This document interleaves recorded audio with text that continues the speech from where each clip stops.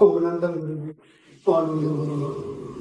गुरु जी, एक प्रश्न है कि जब आप कार्यक्रम करा रहे होते हो तो श्वासों का पहले करा रहे हो, तो श्वास का, फिर अंदर के जो भाव चल रहे हैं वो चल रहे हैं, तो लास्ट तक ये कहते हैं कि प्रेजेंट वहां तक हम रहते हैं। उसके बाद जब आप सारी बातों को खत्म करते हैं, स्पीकर बंद होने लगता, लास्ट में कह रहे हैं कि आप यात्रा शुरू करो, तो उसके बाद तो अंधेरा होता है, तो कहाँ जाए?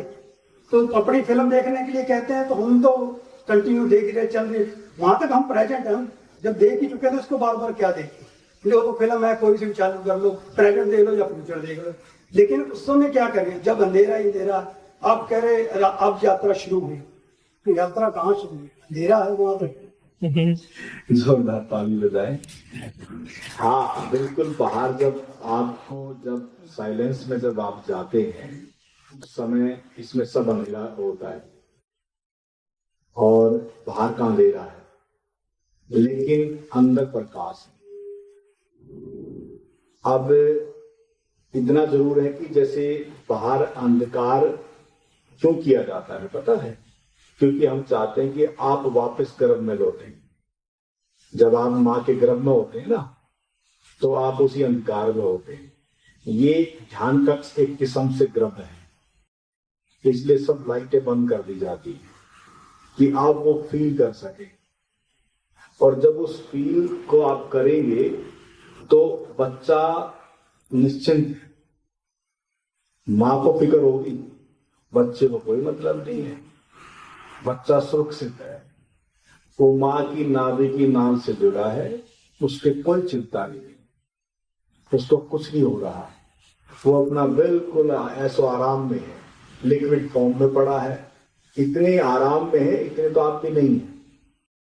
उस अवस्था में हम आपको ले जाना चाहते हैं कि आप उस ऐश्वर्य का, उस आराम का जो एक आपकी अवस्था है उस समय की, वो आप यहां महसूस करें। और जब उस अवस्था में आप जाएंगे तो समझ लो कि जो आपका जीवंत जो स्रोत है, जो आपका जुड़ा है, एक ऐसी समझ लो कि आर समझ लो या करंट समझ लो या एनर्जी समझ लो, एक ऐसी धारा है जो जीवंत धारा है। और जीवंत धारा का मतलब ये समझो कि जिससे आपका शरीर भी है, जिससे आपका श्वास भी है, मन भी है, ये बार बार बताई जाती हैं चीजें। वो जो धारा है वो एक ऐसी प्रकाश में अवस्था है आपकी, वो आपको जब अंधकार होता है बाहर का और फिर आंखें बंद हो जाती हैं, तब आंतरिक भीतर की अवस्था में जाना पड़ता है। और उस आंतरिक अवस्था के लिए हमारा प्रकाश में जीवन का कार्यक्रम होता है कि आप उस अवस्था का अनुभव करें। तो इसके पहले अंधकार ही नजर आएगा कि अंधकार ही है चारों तरफ। आगे जब बढ़ेंगे तो चीजें अपने आप से नजर आएंगी। हाँ, यात्रा नहीं हो पा रही वो एक अलग बात, लेकिन आप प्रयास में लगे हैं, बहुत प्रयास कर रहे हैं, कोशिश में लगे हैं, अच्छी बात है। लेकिन धीरे धीरे जैसे जैसे आप आगे बढ़ेंगे तो जहां से प्रकाश का स्रोत आपके जीवन से जुड़ा है, वो बच्चे से भी जुड़ा है और अब आपसे भी जुड़ा है। जब आप बाहर आएंगे, जैसे पेड़ की जो जड़ें हैं वो कहां से रस लेती हैं? मिट्टी से। तो आपकी जड़ कहां है? आपकी कौन सी जड़ है? वो जो जड़ है वो जड़ ही वो स्रोत है, जहां से, जैसे कहते हैं ना कि गंगा बहती है। देखो आप ऐसे समझ लें, गंगा जहां से निकलती है वो तो थोड़ा सा जड़ है, लेकिन धीरे धीरे फैलाव हो जाता है। अब जब आप शरीर में गर्भ में थे तो छोटे से थे, लेकिन अब फैलाव है। लेकिन जहां से आपका उद्गम है वो तो बहुत ही सूक्ष्मातीत है। उस सूक्ष्मातीत तक आपको पहुंचना है, उस अवस्था तक आपको पहुंचना है। ऐसा होता है कि सबकी अपनी अपनी गति होती है, सबकी अपनी अपनी यात्रा होती है, सब एक जैसे नहीं है। आप सब यहाँ बैठे हैं, सबकी मनोदशाएं अलग हैं, सबकी शारीरिक अवस्थाएं अलग हैं, सबकी भाव की दशाएं अलग अलग हैं। इसलिए अलग अलग विधियां भी कराते हैं कि कभी किसी से काम चल जाए, कभी किसी का किसी से हो जाए, कभी किसी का किसी से हो जाए। किसी को कोई क्लिक कर जाए, तो हो सकता है कि अभी जो भी आप क्रिया कर रहे हैं उस आलोक में उपस्थिति और उस प्रकाश की अवस्था, हो सकता है कि अभी आप उस त्रिनेत्र से, उस तीसरे नेत्र से, अंतर्चक्षु से उसके अभी दर्शन नहीं कर पा रहे। ऊर्जा अभी आपकी ऊर्ध्व गति का रूप नहीं ले रही। एक ऐसा चित्त होता है, एक ऐसा यानी कि समझो कि देह होती है कि जिसमें चक्रों का बिल्कुल ही बंद है। देखो इसको थोड़ा समझ लें। किसी की दशा क्या होती है कि बिल्कुल ही स्टॉप है, उसको पता नहीं लगेगा कुछ भी। किसी का बिल्कुल खुला हुआ है, उसको पता नहीं चलेगा। दो चीजें हैं, इसको थोड़ा समझ लो। यानी कि एक तो बिल्कुल ही बांध एकदम बंद है, जैसे नदी बहती है, आप ऐसे समझ लो एक नदी बहती है और बांध लगा दिया तो सब खत्म है, कुछ नहीं पता लगेगा। और एक नदी का बांध खुला हुआ है और उसमें कुछ पत्थर है, कुछ अड़चने हैं। वो जो पत्थर है वो हमारे चक्कर है, ऐसे समझ लें। वो जो यानी कि अड़चन समझ।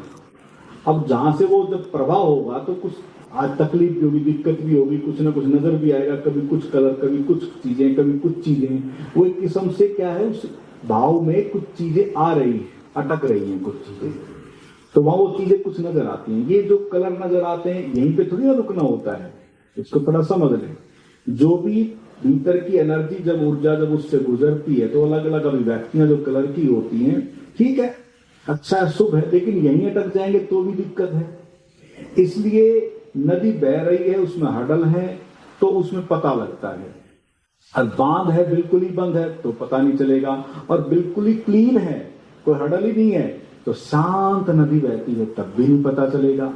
अब आपका बंद है कि शांत हो तो आप देखें, या हडल अगर नहीं है तो इसका मतलब या तो बिल्कुल ही ब्लॉक्ड है या बिल्कुल ही खुला हुआ है। वो तब आपको जांचना पड़ेगा, अपने आप को स्वयं को जांचें कि आप बस इतना देखें। जांचने का एक तरीका है। जांचने का क्या तरीका? जब भी आप कोई कार्य का प्रयोग करते हैं, उस प्रयोग को करते वक्त अगर आप आनंद में चले जाते हैं, आनंद की अवस्था में, तो समझ लो कि सब चक्कर खुले हुए हैं। अगर आनंद की अवस्था नहीं है, प्रेम की अवस्था नहीं है, शांति की अवस्था नहीं है, तो इसका मतलब ब्लॉक है, सीधा सा बात है। बस ये तो साफ हो गया कि मैं ब्लॉकेड है, तो उसके लिए मैं क्या करूं? हाँ, ये बात बिल्कुल सबसे बात है कि अगर मान लो कुछ ब्लॉक भी हैं तो कहते हैं कि भाई उस प्रभु तक पहुंचने के लिए कहते हैं ना कि 7 जन्म लग जाते हैं। लेकिन अब 7 जन्म लग जाते हैं तो इसका मतलब जन्म तो लिए ना, तभी जाके पहुंचा। लेकिन मैं आपको इशारा कर रहा हूं, थोड़ा गौर से समझना, कि जिस जन्म में भी अगर इस तरह का प्रयास अगर आपके भीतर है तो समझ लो कि वो शुभकारी है। भले ही कोई अनुभव अगर नहीं भी होता है और आपका इतना अथक प्रयास है, तो इसका मतलब आप अपने कार्य में संलग्न हैं। और सबसे महत्वपूर्ण बात क्या है कि उस कार्य में संलग्न है जो कि कितनी दुनिया है, आप अपने चारों तरफ देखें कितने लोग संलग्न हैं। आप थोड़ा देखें, आप ही क्यों इतने संलग्न हैं। आपको पता लग गया कि ब्लॉक्ड है, लेकिन उसके बावजूद भी आप कोशिश में है, संलग्न है। नहीं तो किसको क्या पड़ी है, क्या जरूरत है, दुनिया है। लेकिन आपके भीतर अगर इस तरह की भाव दशा है तो इसका मतलब ये समझ लो कि आपके भीतर उस प्रभु की जो चाहना है वो बहुत है। उस ब्लॉक को खोलने की पूरी भाव दशा चाहना है। और अब मैं ये कहूंगा कि हो सकता है क्या पता 7वां ही हो, अटकाव है थोड़ा सा, क्या पता कब खुल जाए, पता लगता है, कब बांध टूट जाए पता लगता है। अरे एक बार अगर टूट गया तो बस बात गुले गुलजार हो जाती है। इसलिए कुंडलनी शक्ति का संबंध संबोधि की अवस्था से जुड़ा है, अद्वैत से जुड़ा है। बहुत बड़ी बात है, कुछ छोटी बात थोड़ी ना है। कुंडलनी शक्ति का संबंध जो भी जिसके भी थोड़े बहुत अनुभव हो रहे हैं, चलो उनके थोड़े थोड़े खुल रहे हैं, अच्छी बात है, कोई भी शुभ कार्य कल्याणकारी है। लेकिन कहते हैं कि कोई जो है ना, इस पूरे विश्व में, यानी कि इस पूरी पृथ्वी धरा पर करोड़ों में कोई कोई होता है, लेकिन उन करोड़ों में चलने वाले भी कितने होते हैं, और उन चलने वालों में आपके भीतर कितनी प्यास है वो देखो ना कितनी है। करोड़ों करोड़ों में कोई एक होता है, चलते बहुत हैं, पहुंचते कितने हैं, बात ये है। तो इसलिए आप चिंता ना करें, अगर आप चल रहे हैं तो क्या होता है कि हम कई बार हार मान के छोड़ देते हैं।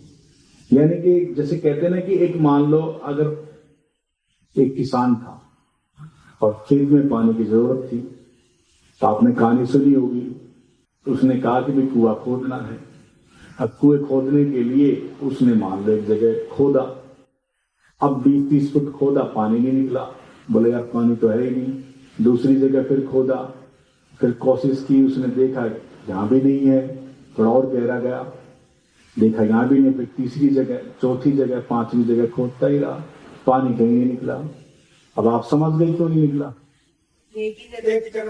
अगर वो पूरा परिश्रम अगर वहीं एक ही जगह लगाता तो ना तो जमीन खराब होती, ना समय खराब होता, और जल भी मिल जाता, और जो उसका जीवन का जो एक निर्वहन के लिए जो था वो भी पूरा होता। इसलिए आपका जो प्रयास है, आशा जो निराशा में ना बदले, बस इतनी बात में इशारा कर रहा हूं।